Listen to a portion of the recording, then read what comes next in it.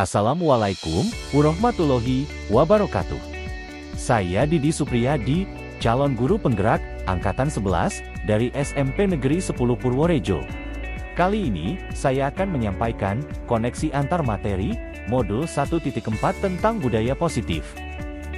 Berikut adalah kesimpulan mengenai peran saya dalam menciptakan budaya positif di sekolah.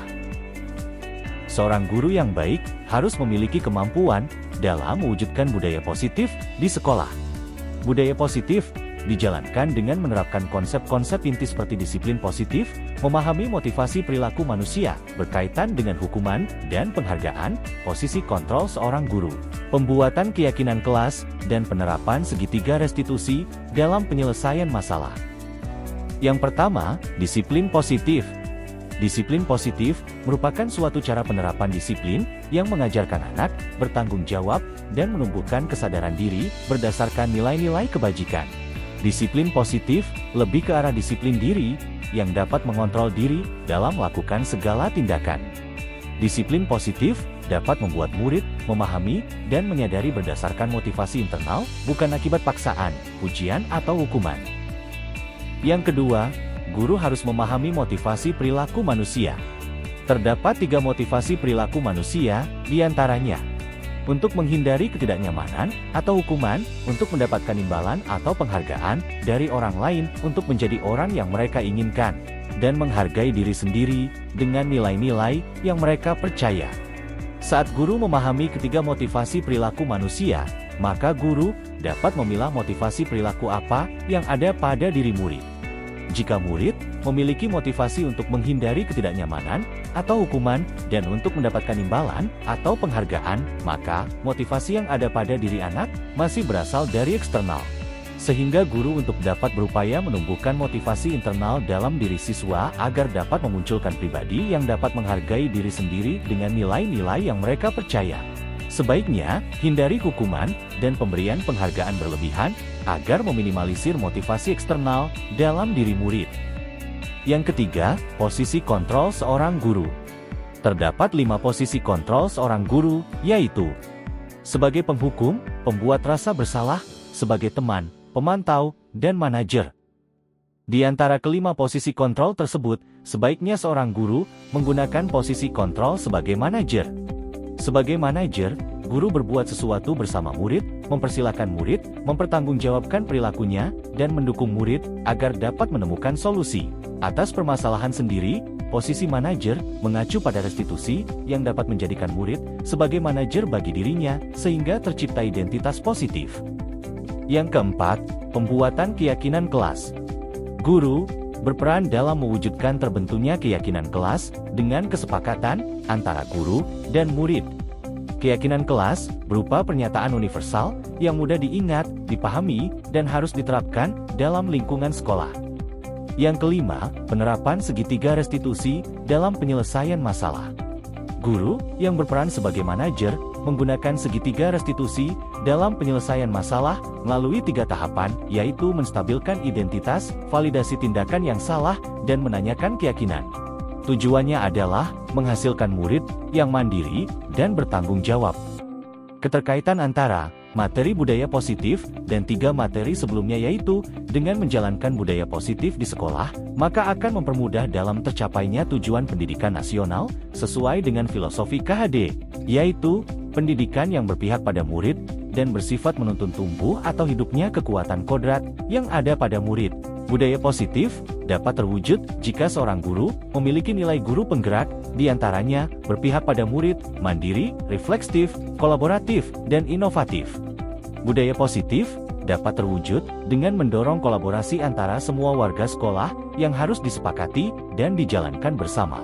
Salah satu perubahan yang diinginkan sesuai dengan visi guru penggerak adalah terbentuknya budaya positif agar diperoleh sekolah yang nyaman, aman, dan berpihak pada murid. Untuk mewujudkan visi guru penggerak tersebut dengan pembuatan prakarsa perubahan sesuai filosofi KHD dan profil pelajar Pancasila.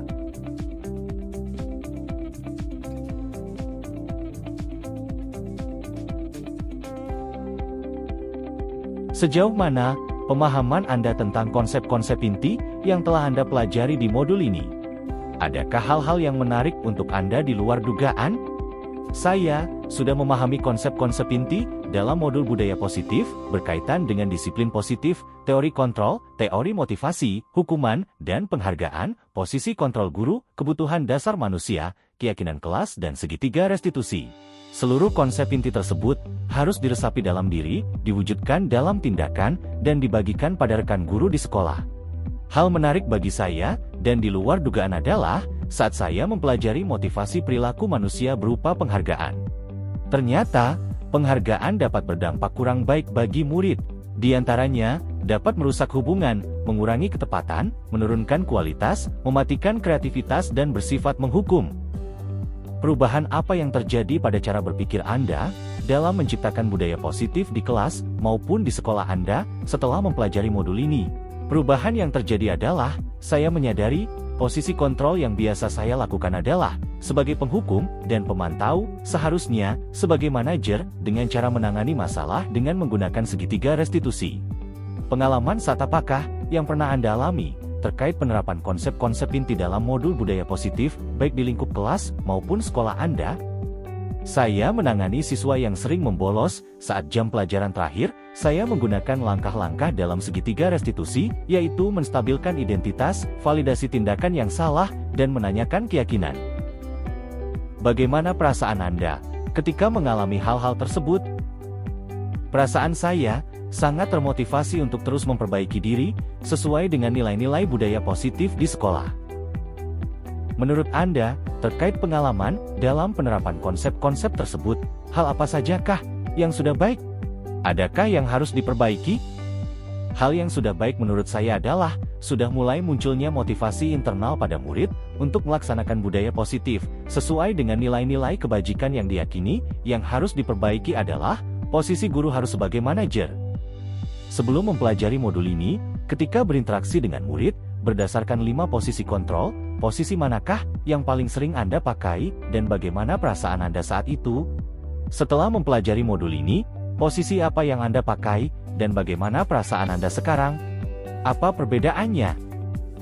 Sebelum mempelajari modul ini, posisi kontrol saya sebagai penghukum dan pemantau. Perasaan saya saat itu, saya selalu diliputi perasaan bersalah, karena harus memberikan hukuman jika anak berbuat kesalahan. Setelah mempelajari modul ini, saya mulai menerapkan posisi manajer dalam penyelesaian masalah. Perasaan menjadi sangat tenang, dan saya mulai menyadari pentingnya komunikasi yang efektif untuk menumbuhkan rasa tanggung jawab pada diri murid. Sebelum mempelajari modul ini, pernahkah Anda menerapkan segitiga restitusi ketika menghadapi permasalahan murid Anda? Jika iya, tahap mana yang Anda praktekkan, dan bagaimana Anda mempraktekannya? Pernah. Namun saya hanya menggunakan satu tahapan saja, yaitu menstabilkan identitas dengan memberikan pertanyaan. Setiap orang pasti pernah berbuat salah, atau tidak ada manusia yang sempurna. Selain konsep-konsep yang disampaikan dalam modul ini, adakah hal-hal lain yang menurut Anda penting untuk dipelajari dalam proses menciptakan budaya positif, baik di lingkungan kelas maupun sekolah? Hal lain yang penting dipelajari dalam proses menciptakan budaya positif adalah melakukan kolaborasi antara sekolah dan orang tua murid, agar budaya positif jangan hanya dilakukan di sekolah saja, namun juga di rumah, agar menjadi kebiasaan saat berada di lingkungan sekolah atau lingkungan manapun. Demikian penyampaian materi, koneksi antar materi modul 1.4. Terima kasih. Wassalamualaikum warahmatullahi wabarakatuh.